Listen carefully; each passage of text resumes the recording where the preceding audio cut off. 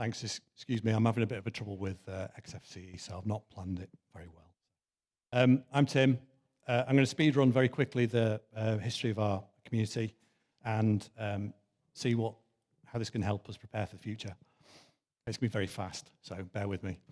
This talk was really hard to write because I believe in a few things.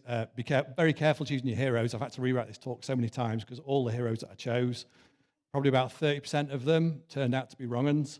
So you'll have to bear with me. There are some people obviously missing from this talk, and there's loads of holes to pick in it. But the main thing that I've spoken to people about is separating the art from the artist, and it's very difficult. So there are people missing. So bear with me. Emojis are all my own, so the text pictures are all my fault. You can't blame anyone else.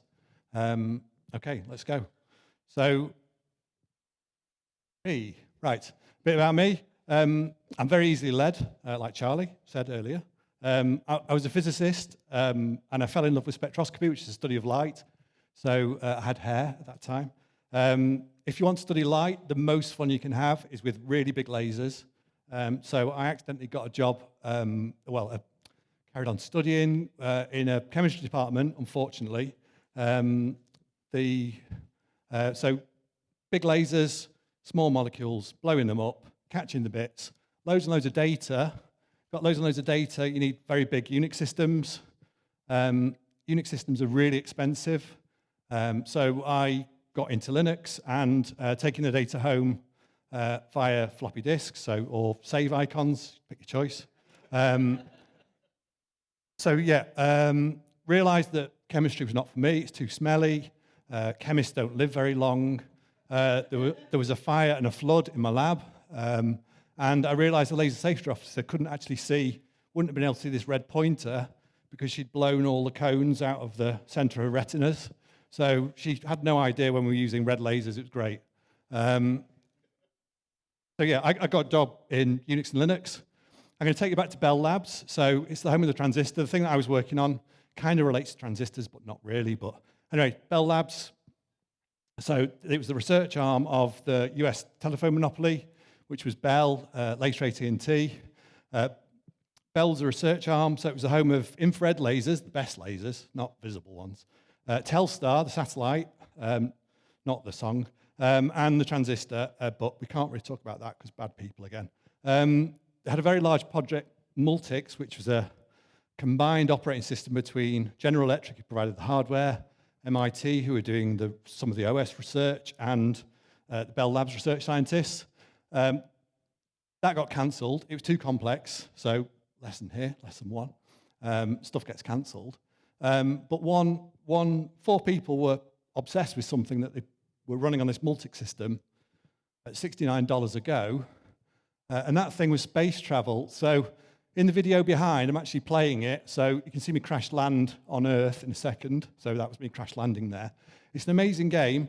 If you want to play it, so you can get the source code there and compile it. So it's very difficult to find a video of somebody actually playing it, so I had to make my own. But Ken Thompson wrote Space Travel, 1969. It's got no reviews on IGDB, so if you want to be the first person to review it and say how amazing it is or terrible it is, feel free to do so. He ported it to a PDP-7 that he found, something like this. It was considered ancient at the time. It was built in 1963, and he started writing it. The PDP-7 was the problem with the PDP-7 was its disk storage was so fast that people were frightened to stand in front of it because it would, at any moment, they were worried that it would just spin itself into you. So Ken wrote a disk scheduler to slow down the disk so it could read nicely, and then realized that he was 3 weeks away from turning that disk scheduler into a full operating system.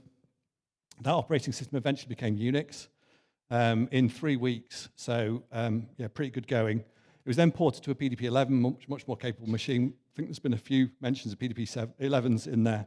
And typesetting at Bell Labs meant it really took off. They had a massive patent department. They were churning out research like you wouldn't believe, and they were using it for typesetting. So it really took off in Bell Labs.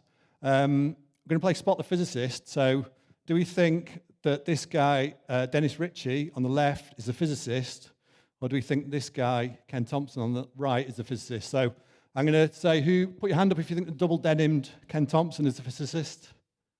Ooh. And put your hand up if you think the jumper, the beard, and the glasses is a clear indicator of a physicist. Those people are all right. So Dennis Ritchie's a physicist. Go physics. So one more round to spot the physicist. The jumper, the beard, the glasses. Spot the physicist, anyone? So I've actually got a copy of his book here. It's brand new. I bought 2 copies of this accidentally. I'm going to put this in the raffle. So it's an amazing book, and it's really a great read about the life story of Unix. But he also wrote this. I'm not going to give this away because this is too valuable, but effectively he wrote both these books, which are the kind of Bibles. This is the Bible of the C programming language that Dennis Ritchie wrote. Brian's responsible for the terrible pun, and that has kind of given us Unix, Linux. We've got this horrible, horrible naming system, and it's all his fault. I love him, but yeah. It wasn't all work or much work at Bell Labs. So Ken got sent an alligator in the post. He described it as not a good pet. It escaped. Ken's Turing Award. So there was in 1984 they won the award for Unix, and there was a worry that he wrote a paper on trusting trust, and effectively the worry was that all logins were compromised and that Ken could log into any Unix system as Ken, and effectively the question was whether he'd compromised login, but also whether he compromised all C compilers which derived from Ken Thompson's C compiler. It turned out not to be the case, thank goodness, but only within Bell Labs he had login Ken. The security guards had to ask the Unix team for all their wheel clamps back because they'd all gone. Ken started shipping research copies of Unix out under the radar to universities. So one copy turned up at the University of California. Do we want to say Berkeley or Berkeley? Berkeley, right, okay, we'll go with Berkeley. So UCB, which is the home of the Flower People and the Vietnam protests. So Ken took a sabbatical there in 1975 from Bell Labs, spent a year there. Bill Joy was a research student, worked on creating BSD, which is the Barclay software distribution. He added Vi, which at the time was revolutionary because it wasn't a line editor, it was a full screen editor, which is an amazing invention. C shell, memory management, which made it really portable to other machines, and networking, which was critical. So BSD and Unix became synonymous with ARPANET and the internet, and behind we can see we're over here somewhere, London. We're not London, but near enough. Sorry, this should have been full screen. It's more impressive, but businesses loved Unix, multi-user system, much cheaper than a mainframe. Businesses lapped it up. Printer people got on board. AT&T said, hey, use our vanilla version. We're the OG. And Bill Joy left UCB to go to Berkeley to join Create Sun. And Microsoft, you can react how you want to this, but Microsoft said, hey, use our Unix, which is better for multi-users than MS-DOS. We might come back to that later. DEC, the people that made the PDP-7 and PDP-11, got in on the game, so they had their own version of Unix. And Gould, this is an amazing pencil drawing. This advert is just fantastic. So an artist is just, you think about AI slop and then you think about this, how long it's taken him to colour in. And it's an artist after my own heart because he's chasing a Vax off the mountainside here. And I think DEC are getting pushed down here or running away or something. So it's just a lovely picture, And I think we're all looking forward to Unix on the desktop. March the 1st, 2029 is the day that we'll all be using it at work. 3 VT220s there, so excellent. So unfortunately, Unix was a massive success, and lawyers got involved, and they forced BSD to remove some of the Unix source code. The Unix wars began. It was bad times for everyone. There's a BSD distribution here that's blown up the AT&T Death Star, the Bell Labs Death Star. Phones are exploding everywhere. But BSD distributions weren't the only rebels, so I'm not going to talk too much about the next slide, but for reasons. So the Cult of the Dead Cow were born out of the Texan bulletin board system around the same time, the 1980s, and they created DEF CON, which is the forerunner. They created HoHoCon, which was the forerunner to DEF CON. So it's kind of a cousin of this conference. I like to feel that it's hacking, but in a probably more black hat way. But yeah, it's the start of kind of cool conferences. I'm not going to talk any more about that because I get in trouble. So the Unix wars were raging, but there were some books that brought everyone into a big tent. So Eileen Frisch's book on Essential System Administration and Evie Nemeth's Unix System Administration Handbook, they're both amazing books, and they treat all Unix flavors equally. They're lovely. They're written from experience. They're packed with advice. They're warm and funny. Unfortunately, Evie was lost at sea in 2013, but there's a new version of a book coming out by her co-authors in 2028. But yeah, she's the matriarch of system administration, so a really a good person and encouraged everyone to get involved in system administration, a really positive person. His ice cream flavor is here. So yeah, in 1991, there was not much choice for running Unix cheaply. So Minix was a 16-bit operating system, ran on 286s. Linus wanted to create something for his 386, so and didn't want to pay the $69 to Andy Tannenbaum for a Minix license. So it was originally on two save icons, boot and a root save icon. But the first proper distribution was created just down the road, I think. MCC, Interim Linux, was created by Owen LeBlanc at Manchester Computer Centre. But around about this time, the 90s, Berlin Wall had fallen, Soviet Union had collapsed, so the government started to worry about what we were doing with encryption for some reason. And yeah, so I'll talk about the encryption wars. So there were two fairly brave people here. Phil Zimmerman wrote PGP and effectively ended up being investigated for a long time for the Arms Export Act in America. So if he'd have been shipping, if he'd been walking across the border to Canada with hand grenades, he'd be in the same amount of trouble as publishing PGP. So what happened is, luckily, the MIT press agreed to publish his source code, and it became that this was freedom of speech issue. And then the government had to back away. He protected his source code by saying, if you're not a citizen in the United States, do not download this file, which is the greatest bit of advertising ever. Of course, yeah. So, and then Cindy Cohen, so she carried on fighting for encryption to be free and cryptologists to be able to publish their work. So her book's amazing. It's out this year. It's also by MIT Press, who are the brave people who published this book. It's really, really good. I can't recommend it enough. So yeah, she's still fighting the good fight. She's now the executive director of the EFF, so a great person. So yeah, some of you might remember this. So DVDs couldn't be played on Linux because there was a proprietary scrambling system. 3 people reverse engineered it, and 1 person got prosecuted, John Lech Johansen, and 2 people are still anonymous. But yeah, he got prosecuted in Norway as effectively the poster boy for this project.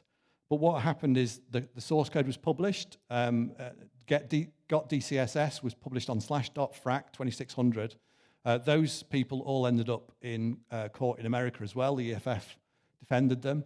But the source code was printed on T-shirts, ties, and it was the Streisand effect. So the source code went out everywhere, and everyone just disobeyed. So it was an amazing thing that happened in the early 2000s. So people just ignored it and kept publishing it. So yeah, we won the decryption wars. John got away with it because it was fair use in Norway. Does anyone know what the DVD that he was so desperate to play on his Linux system was? Early 2000s? Any guesses? That was it. Yeah, so it was the Matrix that he wanted to play. So he owned it, and he wanted to play it on his Linux machine. So yeah. Any reaction to this slide? Hey, right.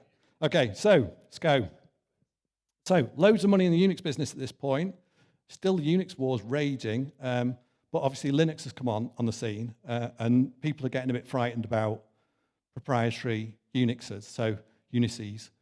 So SCO had their own version of Unix on Intel's, so on PCs. So this slide reads, it's very small, but a Unix to be proud of. Mankind searched the world over for the multi-user operating system of the future. Then IBM chose Xenix for the PC-AT, and the future was now. Yeah. So, IBM had a project with SCO to create, called Project Monterey, which is a massive project to create a new Unix across all the CPU architectures. Unfortunately, it was too ambitious. It collapsed, lesson 2. And IBM started a We Love Linux campaign. So you can just see it in the background there. There's a Peace, Love, Linux, IBM server. The new CEO of SCO was warned by the old CEO of SCO not to do it. You don't want to take on the entire Linux community. The new CEO, Darl McBride, ignored that advice and sued IBM to say that Unix source code was ported into Linux. So he said, well, in the court case, they said that 1 million lines of Unix source code was ported into the Linux kernel. So Grok was created. Grok was an amazing website. It's gone now, so don't try and look it up. But it was a website to help the community follow the case and provide expert help where, when, if required. PJ wanted to remain anonymous. It's just an effort to locate and provide evidence that could be useful. Making it about the problem and not about the person. SCO fell out with Novell over the Unix wars. They thought they owned the Unix source. SCO started charging for Linux use. Microsoft paid up.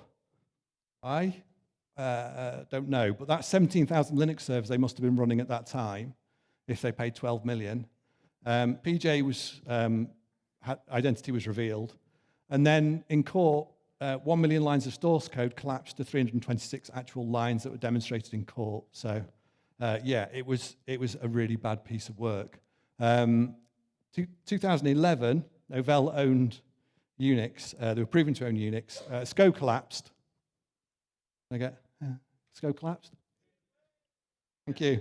But it was 2021. I didn't realize this until I started writing this talk, but 2021, it was finally finished.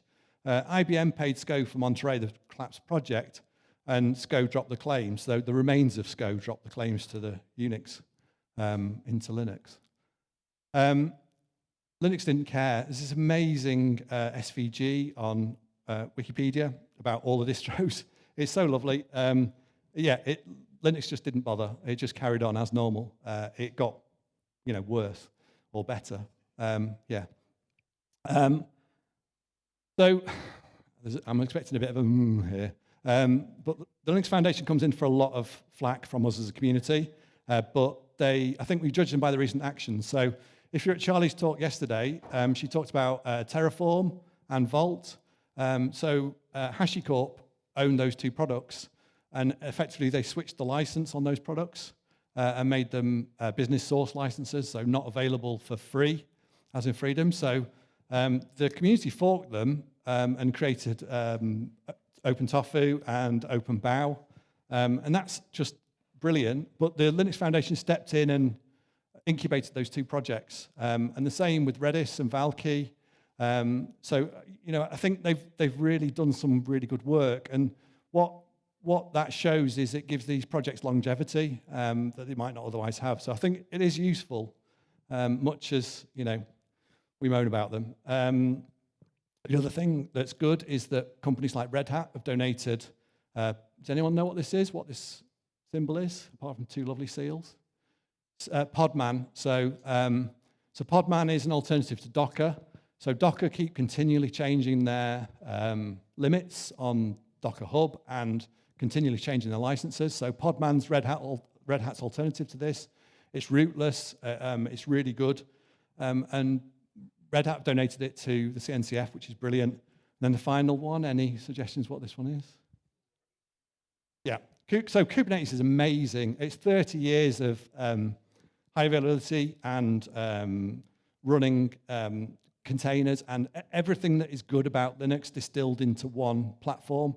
It's vendor independent, it's run by these people, it's just really good. And Google donated Kubernetes to CNCF, and so it's a completely vendor agnostic platform, so it's great. So obligatory AI reference, because I think everyone's done it, so here's mine. Yeah, magic money tree. Yeah, so 7 AI companies are responsible for 1/3 of the US stock market at the moment, which is interesting. I've got no problem with LLMs or machine learning, but I've got a problem with the ecological footprint. I've particularly got a problem with who owns them, and that there's going to be a bait and switch at some point. So at some point, they're going to pull the rug on us because the valuations are just way too high. And the other thing is that they're poisoning the water hole, to quote Woody, by effectively their outputs are being fed back into the inputs. And I can't see that that's ever going to be good for us as a species. I want you to compare the treatment of Aaron Swartz. He was a computer programmer. He was responsible for RSS, Markdown that these slides were written in, co-owner of Reddit. He faced a 35-year prison sentence for downloading journals. And contrast that with these people. Like I say, I don't want to put any baddies on slides, so I've replaced some of the faces to make them anonymous. So yeah, there's no consequences for these people strip mining data. They've got minor fines they're facing. They've just ignored all the licenses. And I've heard the phrase intelligence as a utility being bandied around, but really that's rent our plunder. So it's not good. Yeah, but it's a grift, right? So 1981, say goodbye to costs and frustrations associated with writing software. Generate a totally bug-free program in BASIC, ready to be put to immediate use. And it was run out of Euro tires in Somerset. 1983, Bell Labs recruitment, developed knowledge-based expert systems using artificial intelligence techniques. I think that was probably Ken's chess computer. Say goodbye to code forever in 1985. And 1992, we were going to 10x all developers. That didn't happen. So this was put in before this weekend, but yeah, we should try and support these people. So the Open Rights Group are people that are going to best persuade our government what makes good law and help us all. Much as it pains me, Wikimedia, yeah, we should probably support them because they're one of the few remaining sources of truth we've got left. And the Internet Archive is amazing, and yeah, support them if you can. I'm going to call back to the CDC, the cult of the dead cow. So not everything is lost in America. So there is some good news from America, and that is that the CIO of DARPA, the people responsible for the internet, is a former member of the CDC, Mudge. And so I think that's a really good thing. He blew the whistle at a bad social media company. And then finally, Psychedelic Warlord. I'm not going to dox him because I've learnt. But he is a former congressman and likely to be a vice president or hopefully president, is a really good person. He has got regrets about his time in the CDC. Scott, yeah, just time for this slide. Projects get cancelled. All SaaS is vulnerable. You've seen projects get cancelled all the time. So always be ready to re-platform. When the bubble bursts, I think we're the people that have got the skills, documentation, and cohesion to remain standing. I think we are resilient to lawsuits and threats. I think because we can demonstrate we can do more with less, I think we're in a really good place. I know that the hardware squeeze is bad, but I think we'll survive it. I think the most brilliant thing about the community is we still can't agree on a shell, an editor, a desktop, programming language, IDE, init system, software deployment mechanism, or distribution. I think that's really healthy. I don't see a problem. It's, you know, let's think like Aileen and Evie and have a broad church of everyone be welcome. And finally, forking can be a survival skill. So like Bill Joy, you use it where you need to. So it's not always an evil thing. It used to be considered bad, but I think, you know, we've got to rethink that a little bit. And finally, my dad would always say, the willing engineer finds a way. Thanks very much for your time.